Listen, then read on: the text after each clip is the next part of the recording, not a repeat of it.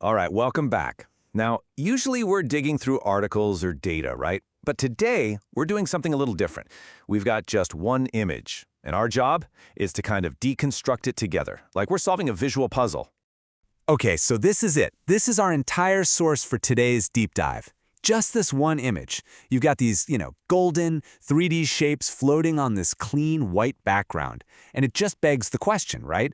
What is this thing trying to tell us? Let's get into it. So yeah, that's the big question we're going to keep coming back to. It's not just, hey, what does this mean? It's how? How is it using all these different visual pieces to actually build that message? That's the really interesting part. Okay, so when you're faced with something this abstract, where do you even begin? Well, my approach is always to find the one thing that makes sense, the one thing you can grab onto. It's like finding an anchor in a sea of mystery. So let's look for that. And there it is. Right at the top, we've got this line of text. And notice, it's not just slapped on there. It's made from the same golden 3D material as everything else. That's a huge clue, right? It tells us this isn't some caption added later. No, this is part of the art itself. It's the headline. It's the foundation. So the text says, Allah, the one true God. Now just stop and think about that for a second. This isn't a line from a poem. It's not a suggestion. It's a declaration. A really definitive statement. And bam, just like that, it sets the stage. It frames everything else we're about to see in a really specific theological context. And that's really the whole point. This statement is singular. It's direct. It is totally unambiguous. There's no room for interpretation there. It gives us this solid ground to stand on, this intellectual foundation, before we dive into the much weirder stuff below. It's the one piece of the puzzle we know for sure. All right, so we've got our anchor, our point of clarity. Now let's wade into the other side of this, the complete opposite, really. We're talking about all those abstract, kind of mysterious symbols that fill up the rest of the canvas. So check this out. Under that one single clear statement, you've got this whole crowd of symbols. They all have that same golden 3D look, but that's where the similarity ends. They're complex, they're all different, and honestly, we have no clue what they mean. This is the mystery that's playing against the clarity we just talked about. And just look at the variety here. On the one hand, you've got a shape that's all smooth curves, it's flowing, almost like a piece of calligraphy. And then right beside it, you've got this other thing that's all sharp angles, it's geometric, it almost looks mechanical. It's wild, right? How can these two totally different vibes exist in the same artwork? Let's zoom in even closer on this one. I mean, look at that thing. It's got this super intricate, almost lattice-like structure. It feels really complex, kind of architectural. And that's the thing. We don't have to know what it is to feel that it's powerful, right?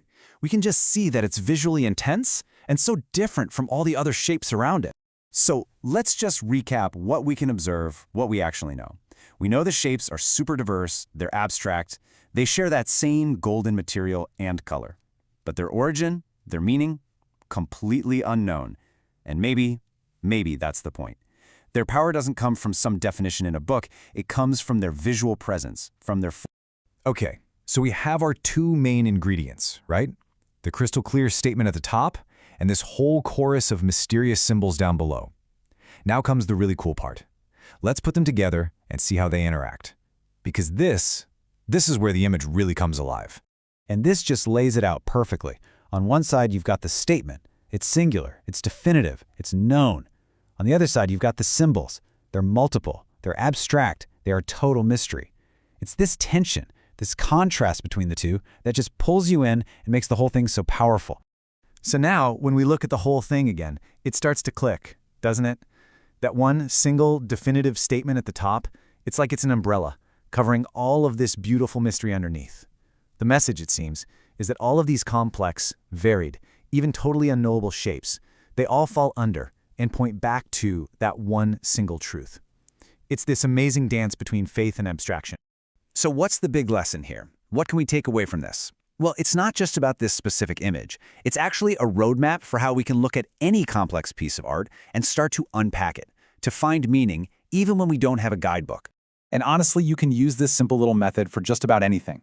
Step 1 is always find your anchor. Find the one thing you know you understand. Step 2, just let yourself explore the weird stuff, the abstract parts, with no pressure to define them. But step 3, that's the secret sauce. You have to analyze the relationship between them. How do the clear parts and the mysterious parts interact? because I'm telling you, that's almost always where the real meaning is hiding. All right, so as we wrap this up, what have we learned from deconstructing this golden enigma? Well, for one, that art can hold really powerful contradictions. We learned that a single clear statement can actually frame an infinite amount of mystery, that symbols don't always need a definition. Sometimes they're just there to make you feel something. And maybe the biggest takeaway of all, that meaning isn't in any one piece, but in how all the pieces dance together. And that really brings us to our final question, doesn't it?